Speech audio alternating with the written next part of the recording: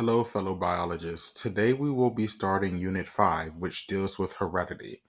To understand this unit, we're going to have to call upon some of the material we learned in Unit 4, dealing with the central dogma, as well as Unit 2, dealing with the cell cycle and how cells replicate themselves. So without further ado, please make sure you have your Unit 5 note packet, something to write with, and let's go ahead and get started. To understand more about heredity, we first have to talk about the works of Gregor Mendel. Gregor Mendel was an Austrian monk who was born around 1822, and he did numerous of experiments in his lifetime, but the experiments he was most famous for was his work with pea plants. Pea plants are a type of vegetation that produces the vegetable peas that we like to consume. Through his experiments, he was able to find many patterns in which he believed was how organisms transfer their genes down to the next generation. His work led him to be known as the father of modern genetics. So, in order to understand more about Mendel's laws, we first must wrap our head around some terminology. Some of the words that you need to familiarize yourself with include heredity, which deals with the passing of traits from parents to offspring, and then what a trait is itself. And a trait is nothing more than a specific characteristic of an organism, such as an organism's height, hair color, skin color. So, heredity has to deal with how these traits are passed down. When it gets into the more specific terminology, we have genes and alleles. A gene is a specific segment of DNA that codes for those traits that we mentioned. So remember in Unit 4, we talked more about how DNA is this very, very big molecule. Well, your whole DNA has many, many, many traits on it, and it's made up of many, many different genes. So only a small region of your DNA has specific traits on them. Okay. And so, like one region of DNA may have your gene for height, and then there's another region of DNA that has your gene for eye color. And so, when it comes to these traits, we know in society there are many different versions. Everybody does not have the same height, everybody doesn't have the same eye color. And this is what we know as alleles. Alleles are nothing more than different versions of a gene. And getting back to Gregor Mendel, he was able to observe predictable patterns of inheritance through his experimentation with pea plants, which you see on your screen right now. Through his experimentation, he was able to come up with some laws that dictate how traits were being passed down. Let's take a look at these. The first law that we're going to take a look at is called the law of segregation. And in Mendel's law of segregation, he said that traits must separate randomly from each other during the formation of gametes, which we talked about in Unit 2 of meiosis. So the word that I want you to highlight or underline right here is separate. So remember, traits are those characteristics of organisms like their height, eye color, skin color. So Mendel is saying that your traits, the something you get from mom and dad, will both separate during the formation of your gametes. And then when the egg and sperm meet through fertilization, that is what will bring them together again. So I know that may sound complicated. So let's take a look on the next slide about what's happening.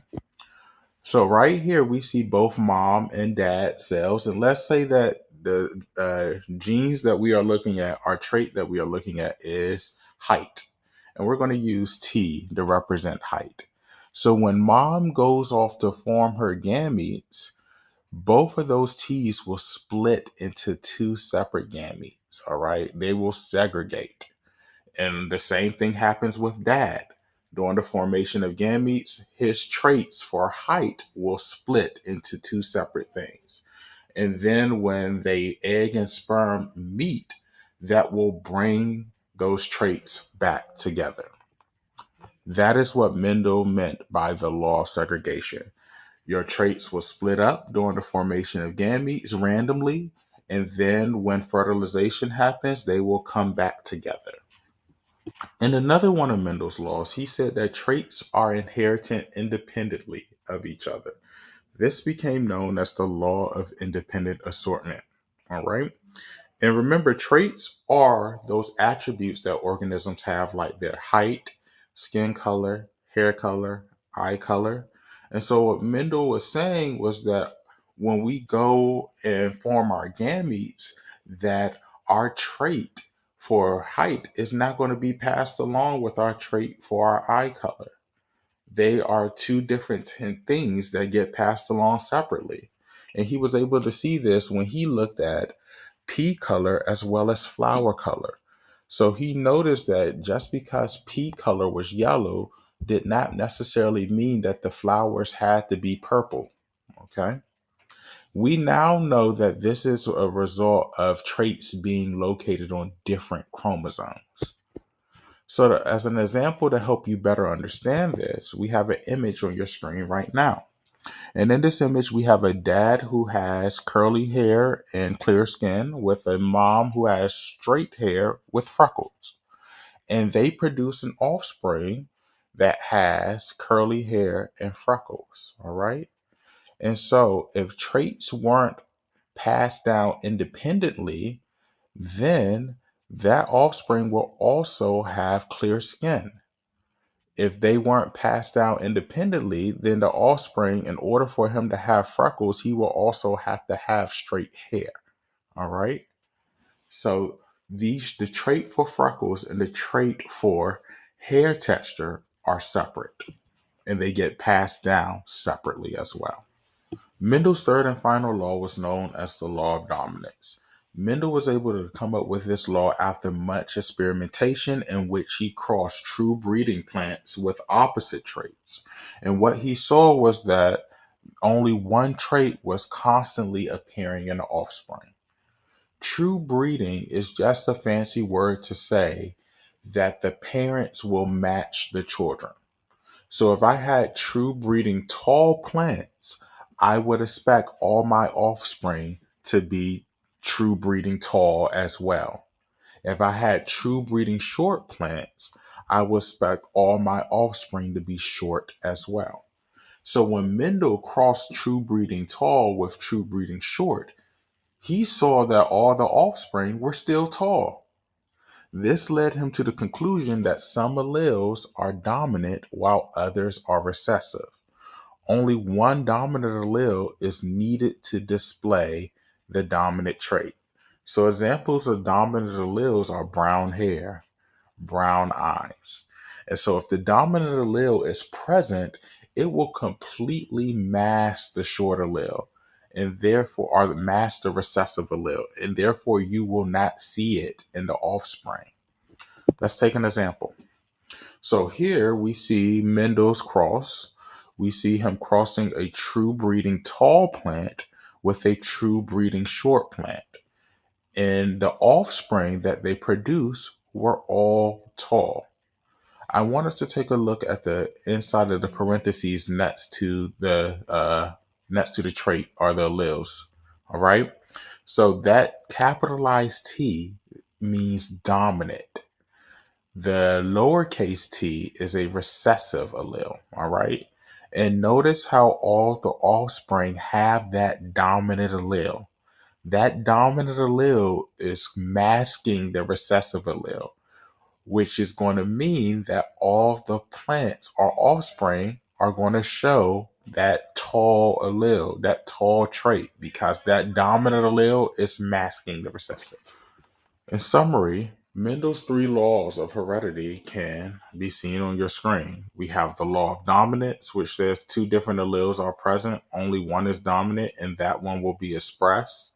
The law of segregation, that two alleles for each gene are placed into different gametes. And then the law of independent assortment, that the inheritance of traits doesn't affect the inheritance of any other gene. Going back over some terminology real quick, we should know that genes are segments of DNA that codes for specific traits. Traits come in different versions, which are known as alleles, all right? And organisms inherit two alleles for each trait that we have, one from every single parent. All right. And alleles for a trait can either be dominant or recessive. In Mendel's experiments with pea plants, he was able to find out that the pea color yellow was dominant over the recessive green pea color. And so, what does that mean? Remember, dominant alleles are expressed when present. They are always going to be represented by a capital letter, and they will always cover up the recessive allele for a given trait. The recessive allele is masked, meaning it will not appear if the dominant allele is present. Recessive alleles are always marked by a lowercase letter, and the only way a recessive allele will appear within the offspring is if there are two copies of the recessive allele. So let's take a look at what I mean by dominant and recessive. So right here on your screen, you see an example of a Punnett square in which we have crossed a brown-eyed mother with a brown-eyed father. And what I want you to take a note at is both of their alleles. We see that the capital B represents brown and then the lowercase b represents blue.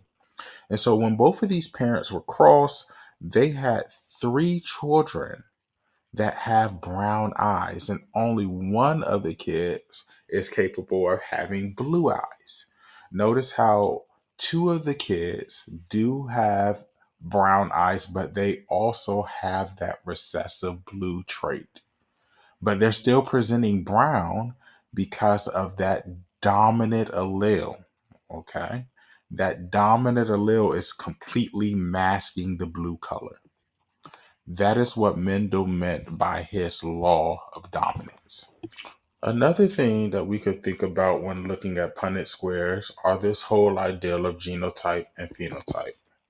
When it comes to genotype, we are concerning ourselves with the genes that offspring are presenting. So we will look to letters to help determine that. So we will have capital T, amidst a capital T, lowercase t, are simply the recessive lowercase t. And we'll talk more in depth about the terminology for those allele pairings in a little bit. And then phenotype is going to give you the physical expressions of the genotype. So how these organisms look. All right. So when you look at phenotype, I want you to think of physical characteristics. All right. So whether the organism is going to be tall, whether it's going to be short, whether it will have brown eyes or blue eyes. Okay. So the types of genotypes that we may have are homozygous as well as heterozygous. All right. Homozygous means the same. All right. So there's two types of homozygous traits that we can have. We can either have a homozygous dominant or homozygous recessive. And the dominant or recessive is simply going to refer to those alleles that we see there.